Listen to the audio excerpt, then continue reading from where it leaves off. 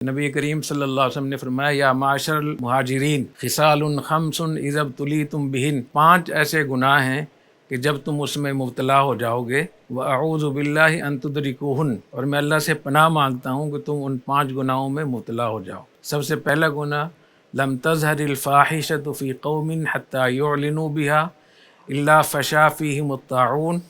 والاوجاع التي لم تكن مضت فی اسلافہم الذین مضوا، کہ جب کوئی قوم فحاشی میں مبتلا ہو جائے گی، بدکاری میں مبتلا ہو جائے گی اور اس کو علانیتاً سر عام کرنے لگے گی، تو اللہ تعالیٰ ان میں طاعون کی وبا پھیلائیں گے،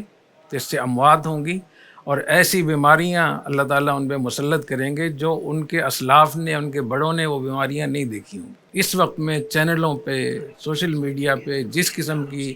گفتگو ہو رہی ہے فحاشی کے حوالے سے، جس قسم کے ڈائلاگ بولے جا رہے ہیں، جس قسم کے پروگرام ہو رہے ہیں، اس سے آپ اندازہ کر سکتے ہیں۔ تو میں اس موقع پہ ان تمام میڈیا چینلز کو، ان تمام لوگوں کو جو اس میں مبتلا ہیں، ان سے میں درخواست کروں گا کہ حضور اکرم صلی اللہ علیہ وسلم کی اس حدیث کو سامنے رکھتے ہوئے اگر آپ کو اور نہیں، کم از کم اپنے اوپر تو رحم کریں کہ جن بیماریوں میں مبتلا ہیں۔ تو باقی یہ کہ فحاشی کس کو کہتے ہیں، عریانی کس کو کہتے ہیں، بدکاری کس کو کہتے ہیں، میرے خیال یہ سب کو پتہ ہے، لوگوں نے ایک بہانہ بنایا ہوا ہے۔ اگر کسی کو اندازہ نہ ہو تو 20 سال پہلے جو چیز عریانی فحاشی تھی آج دیکھ لیں۔ بالکل۔ تو جس عریانی میں، فحاشی میں ہم مبتلا ہو جاتے ہیں، اس کو فحاشی سے نکال کر آگے پیش رفت کرتے ہیں، قدم بڑھاتے ہیں۔ تو پہلی چیز یہ ہے۔ دوسری چیز ہے وَلَمْ يَنْقُصُوا الْمِكْيَالَ وَالْمِيزَانَ إِلَّا أُخِذُوا بِالسِّنِينِ وَشِدَّةِ الْمَؤُونَةِ وَجَوْرِ السُّلْطَانِ عَلَيْهِمْ، کہ جو قوم ناپ تول میں کمی کرتی ہے، لین دین ان کے خراب، جھوٹ اور ذخیرہ اندوزی، غلط بیانی، دھوکہ، اس چیز میں جو لوگ مبتلا ہو جاتے ہیں تو اللہ ان پہ 3 عذاب مسلط کرتے ہیں۔ ایک، اللہ ان پہ قحط مسلط کرتے ہیں، معاشی جو مسائل ہوتے ہیں، وشدت المعونت علیہم، بہت سخت حالات ہو جاتے ہیں، ان حالات میں گزارا کرنا ان کے لیے مشکل ہو جاتا ہے، مہنگائی ہے یا اور دوسری چیزیں۔ اور تیسری چیز ہے جوری سلطان علیہم، کہ ان کے حکمران ان پہ ظلم کرنے لگتے ہیں۔ تو یہ جس طریقے سے ہم حکمرانوں کو کوستے ہیں، ان کو حق بات کہنی چاہیے، ان کو ملامت بھی کرنی چاہیے، ان کو نصیحت وصیت بھی کرنی چاہیے، لیکن اس حدیث سے معلوم ہوتا ہے کہ ہم اپنے ناپ تول اور معاملات کو تو ٹھیک کریں، اگر ہم اس میں گڑبڑ کریں گے تو 3 عذاب جو ہم گزر رہے ہیں اس سے۔ اسی طریقے سے حضور اکرم صلی اللہ علیہ وسلم نے ارشاد فرمایا وَلَمْ يَنْقُضُوا عَهْدَ اللَّهِ وَعْدَ رَسُولِهِ إِلَّا سَلَّطَ اللَّهُ عَلَيْهِمْ عَدُوًّا مِّنْ غَيْرِهِمْ،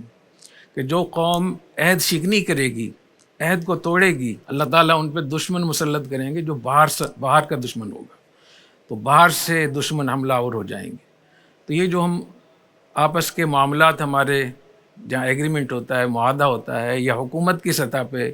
وزیر اعظم، آرمی چیف اور جتنے بھی لوگ ایک حلف اٹھاتے ہیں، ایک عہد کرتے ہیں، اس عہد کو اگر کوئی توڑے گا تو اس توڑنے کے نتیجے میں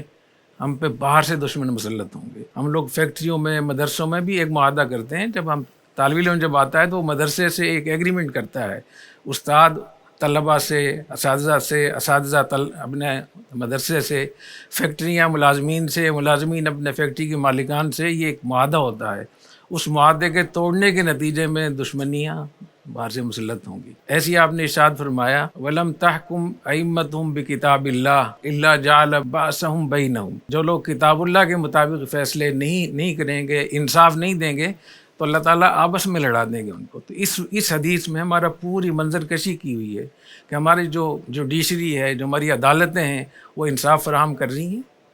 کیا ہم لوگ لین دین ہمارا ٹھیک ہے؟